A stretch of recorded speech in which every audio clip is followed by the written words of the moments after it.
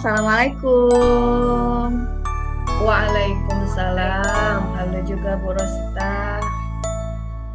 Aduh, gimana kabarnya? Kok lemes? Gimana kabar hari ini Bu Titin? Gimana? Alhamdulillah baik sekali. Tapi mungkin lemas itu karena ada kegiatan hari ini, mungkin agak capek sedikit. Oh, masih aktivitasnya banyak ya hari ini Bu Titin ya. Mana cuaca mendung ya hari ini. Iya, benar sekali.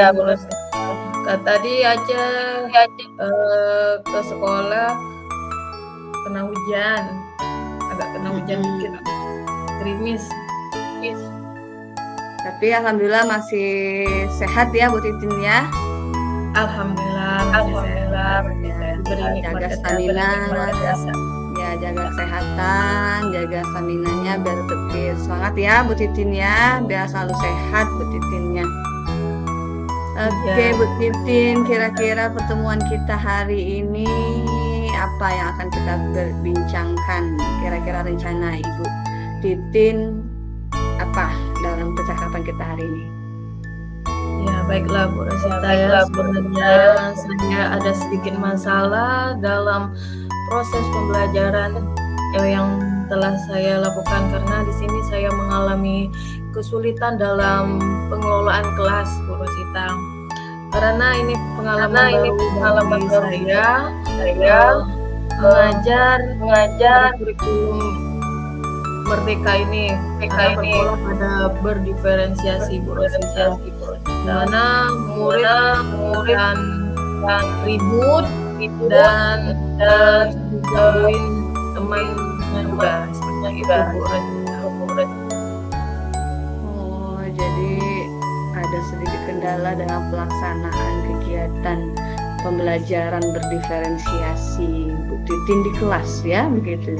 Jadi kira-kira Bu Titin dari masalah itu tujuan yang ingin Bu Titin capai itu apa Bu Titin?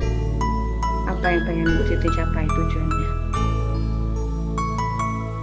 Tujuan yang ingin saya capai, saya agar murid saya itu dalam kelas itu bisa fokus Bu Rosita, bisa fokus aktif dalam proses pembelajaran yang sehingga pembelajaran itu lebih efektif seperti itu Bu Rosita. Jadi kegiatan di kelas itu tidak saling mengganggu antar siswa.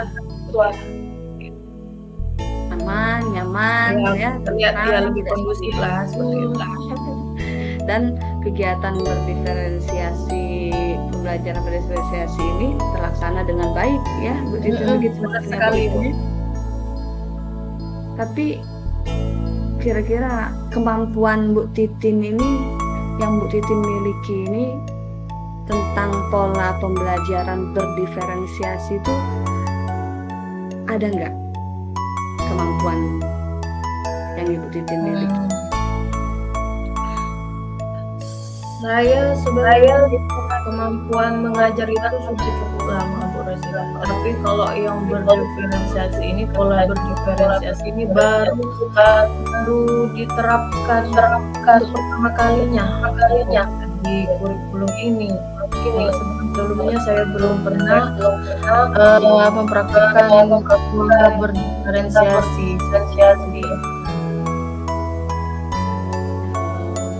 Bu Titin udah berapa lama ini bekerja sebagai mengajar? Saya sudah lebih 8 tahun. Cukup lama ya Bu Titin ya, alhamdulillah. Ya. Tapi untuk pembelajaran berdiferensiasi ini baru Ibu Titin lakukan ya. Sebelumnya kita belajar mengenai tidak pakai berdiferensiasi, belajar seperti biasa. Jadi Bu Titin masih belum memiliki banyak kemampuan dalam pembelajaran berdiferensiasi ini ya, begitu ya Bu Titin ya? Iya, benar sekali.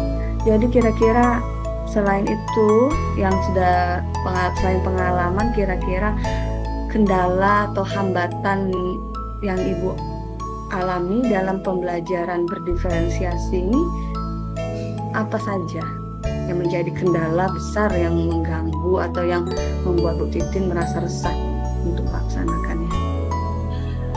Sebenarnya kendala yang mengganggu dalam proses pembelajaran ini itu adalah kesadaran murid dalam proses pembelajaran, karena kan beragam karakternya, beragam latar belakangnya. Jadi kemampuan siswa itu dalam pembelajaran itu berbeda-beda. Itu yang menjadi kendala saya dalam pembelajaran berdiferensiasi ini. Seperti itu. Betul sekali ya Bu Titin, karena kan banyak anak itu banyak juga macam karakter anak-anak yang pasti berbeda-beda. Jadi di situ kita membuat Bu Titin juga mungkin kebingungan ya dalam menilai atau melihat karakter peserta didik itu sendiri ya.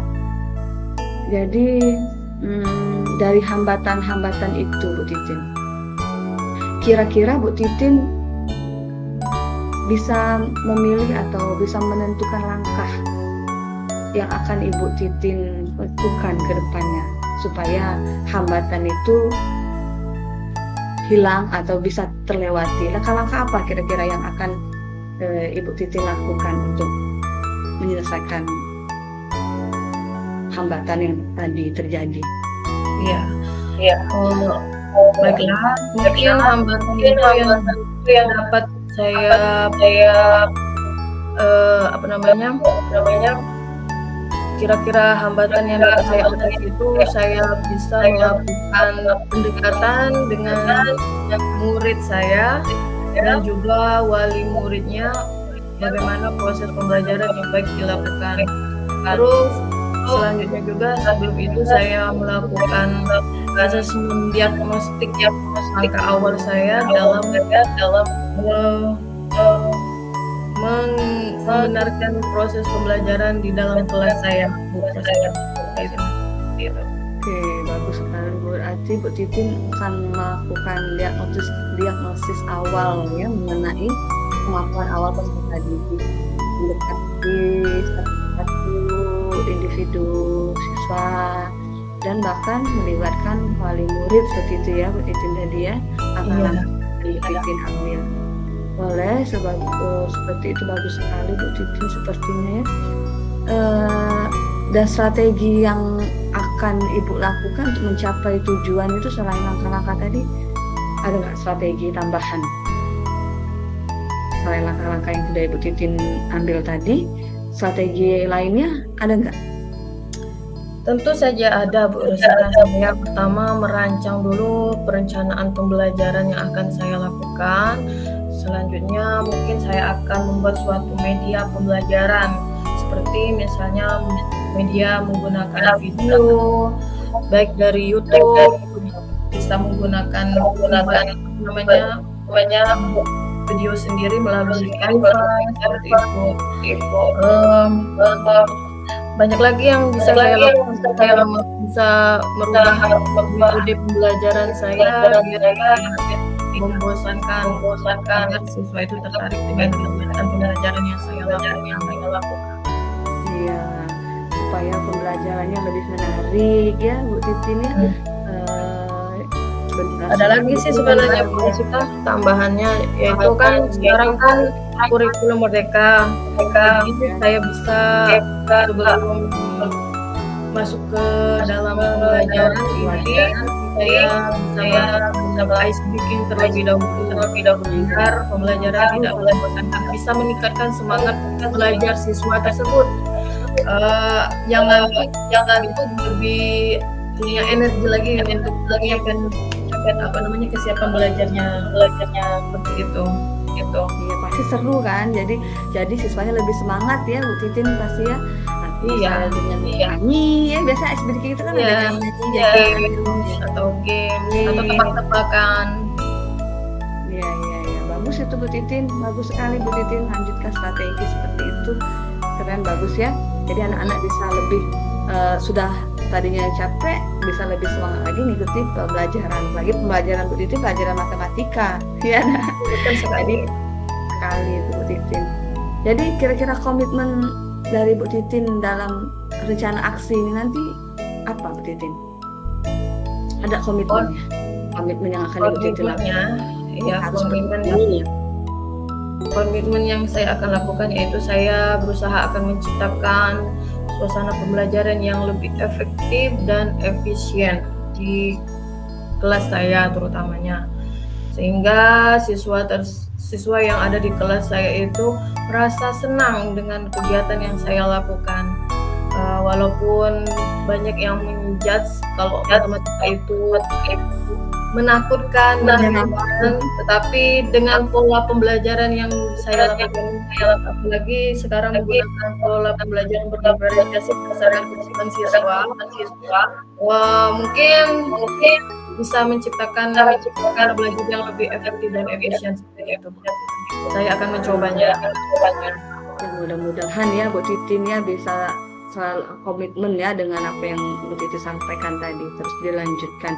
Terus kalau boleh tahu Bu Titin, kira-kira Bu Titin siapa saja yang akan Ibu Titin libatkan dalam mencapai komitmen yang sudah Bu Titin sampaikan tadi? Kira-kira siapa saja yang akan Ibu Titin ajak atau Ibu Titin libatkan nantinya?